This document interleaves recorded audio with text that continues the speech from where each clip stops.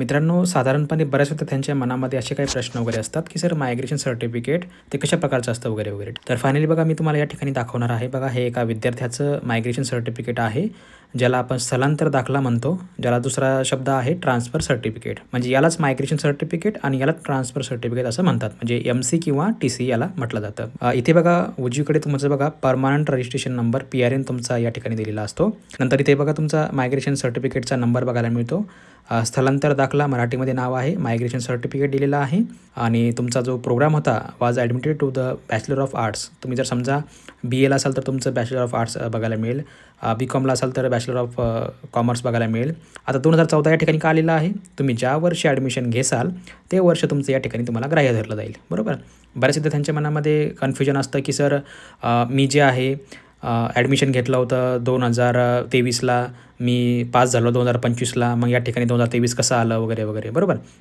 तर तुम्ही ज्या वर्षी ॲडमिशन घेता ते वर्षाच्या मित्रांनो तुमचं या ठिकाणी ते ग्राह्य धरलं जातं. बरोबर. म्हणजे थोडक्यात काय तर तुम्ही 2014मध्ये ॲडमिशन घेतलं असेल, तुमचा प्रोग्राम पूर्ण झाला असेल, समजा 2020मध्ये तुमचं या ठिकाणी जे आहे तो ज्या वर्षी प्रवेश घेतला तो वर्ष तुमचं या ठिकाणी तुम्हाला बघायला मिळेल. ठीक आहे.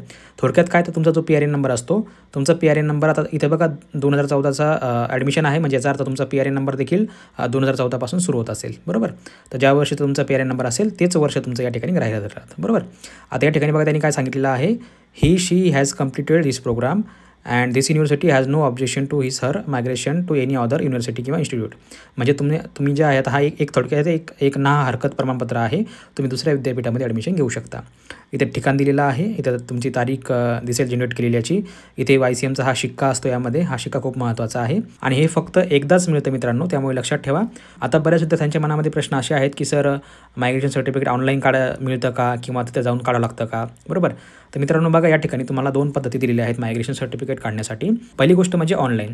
तुम्ही ऑनलाईन जरी मित्रांनो मायग्रेशन काढलं तर तुम्ही या ठिकाणी बघा तुम्हाला आधार कार्ड लागेल, तुमचं पासिंग सर्टिफिकेट लागेल, तुमचा लास्ट इयरचा जो वर्क पास झाला असेल तो लागेल आणि त्याच वर्षी तुम्हाला या ठिकाणी जे आहे ते मायग्रेशन मिळेल. त्यासाठी तुम्हाला ऑनलाईन 400 रुपये एवढी फी भरायची आहे आणि मायग्रेशन फॉर्म तुम्हाला ऑनलाईन भरायचा आहे. तर ऑनलाईनचा फॉर्म जो आहे तो Google फॉर्म असतो, तो Google फॉर्म भरायचा असतो. त्यावर तुमची पूर्ण माहिती भरून तुम्हाला जो आहे तो विद्यापीठाच्या ॲड्रेसवरती पाठवायचा असतो. आता खाली बघा तुम्हाला सजेस्टेडमध्ये एक व्हिडिओ दिसेल की मायग्रेशन फॉर्म कशाप्रकारे मायग्रेशन सर्टिफिकेट अप्लाय करायचं, तो तुम्ही खाली सजेस्टेड व्हिडिओमध्ये बघू शकता. त्यातमध्ये तुम्हाला संपूर्ण व्हिडिओ जे आहे या ठिकाणी सांगितलेला आहे. तुम्हाला ऑफलाईन जरी तुम्हाला काढायचं म्हटलं तर तुम्हाला त्या ठिकाणी ऑफलाईनला एक मायग्रेशन फॉर्म मिळतो, तो तुम्हाला भरून द्यायचा असतो. 400 रुपयाचं सेम पेमेंट आहे ऑनलाईन करायचं. तुमचा रिझल्ट तुम्हाला सोबत घेऊन जावं लागतो किंवा तुम्ही ऑनलाईन रिझल्टची प्रिंटआउट लावू शकता. तुमच्या आधार कार्डची एक ओरिजिनल कॉपी आणि एक सॉफ्ट कॉपी तुम्हाला सोबत लागेल.